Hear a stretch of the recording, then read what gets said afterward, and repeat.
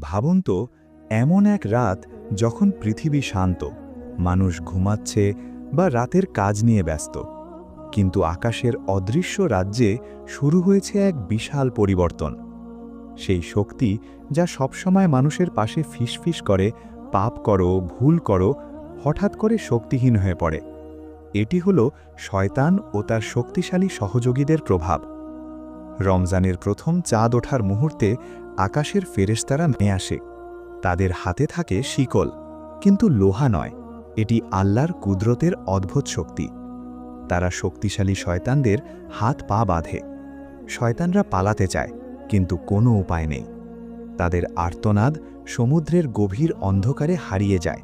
সেখানে তারা বন্দী থাকে পুরো মাস। একই সময় জাহান্নামের 7টি দরজা বন্ধ হয়ে যায়। আগুনের তেজ কমে আসে। পাহারাদার ফেরেশতারা নির্দেশ পায় রোজাদারদের জন্য শ্বাস প্রশান্ত করতে।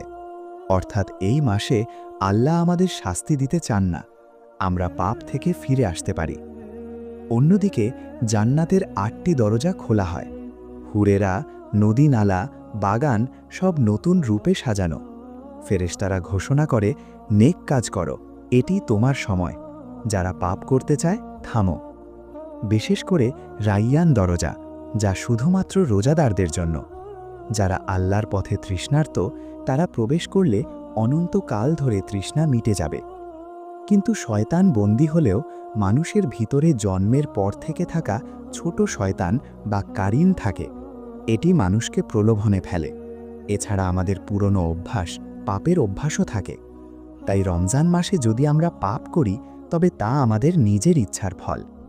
রোজাদার মানুষ যখন ক্ষুধা ও তৃষ্ণার সঙ্গে রোজা রাখে, নামাজ পড়ে, কোরআন তেলাওয়াত করে, তখন তাদের শরীর ও মন আল্লাহর আলোতে ভরে ওঠে। এই আলো শয়তানের পথ বন্ধ করে দেয়। মানুষের এই অবস্থা শয়তানের জন্য এক ধরনের জেলখানা। শহরের বুকে দৃশ্য কল্পনা করুন।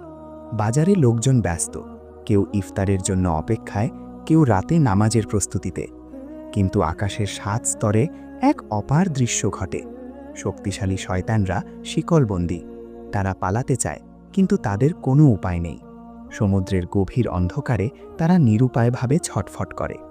রাত গভীর হলে ফেরেশতারা ঘোষণা করে, নেক কাজ করো, ফিরে এসো, পাপ থামাও। এই আহ্বান ভোর পর্যন্ত চলে। মানুষের মন বুঝতে পারে এটি আল্লাহর আহ্বান। আল্লাহ আমাদের হাতে ধরে বলছেন, ফিরে এসো, আমি ক্ষমা করব। রমজান আসে যেন মানুষের পরীক্ষা নেওয়ার জন্য। প্রধান শত্রু শিকলবন্দী, কিন্তু আমাদের নফস ও অভ্যাসের পরীক্ষা হয়। কারিন বা ছোট শয়তান আমাদের কাছে থাকে। আমরা যদি রোজা রেখে, নামাজ পড়ে, কোরআন তেলাওয়াত করে, তবেই আমরা নিজেকে শয়তানের হাত থেকে রক্ষা করতে পারি। প্রতিটি রাতে আকাশের ফেরেশতারা মানুষের জন্য আহ্বান জানায়, নেক কাজ করো, ফিরে এসো, পাপ বন্ধ করো। মানুষকে দেখায় আল্লাহ কত দয়ালু। তিনি আমাদের জন্য সুযোগ তৈরি করেছেন। শয়তান বন্দী, জান্নাতের দরজা খোলা, জাহান্নামের দরজা বন্ধ।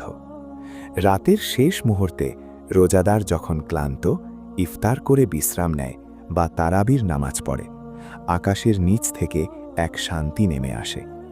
এই শান্তি মানুষের রুহুকে স্পর্শ করে। মনে হয় আল্লাহ নিজে ডাকছেন, আমার কাছে এসো, আমি তোমাকে ক্ষমা করব। এটি আমাদের জন্য পরীক্ষা। যদি আমরা রমজানে নফসের বিরুদ্ধে জিততে পারি, তাহলে আমরা সত্যিকারের বিজয়ী। যদি না পারি, তবে পরবর্তী সুযোগ কবে আসবে তা জানা নেই। এই মাসে আমাদের প্রতিটি ছোট কাজ, যেমন কোরআন পড়া, নামাজ, দান, দায়িত্ব পালন, আল্লাহর কাছে পৌঁছে যায় দ্রুত। প্রিয় ভাই ও বোন, মনে রাখুন, রমজান শুধু মাস নয়, এটি এক মহান সুযোগ।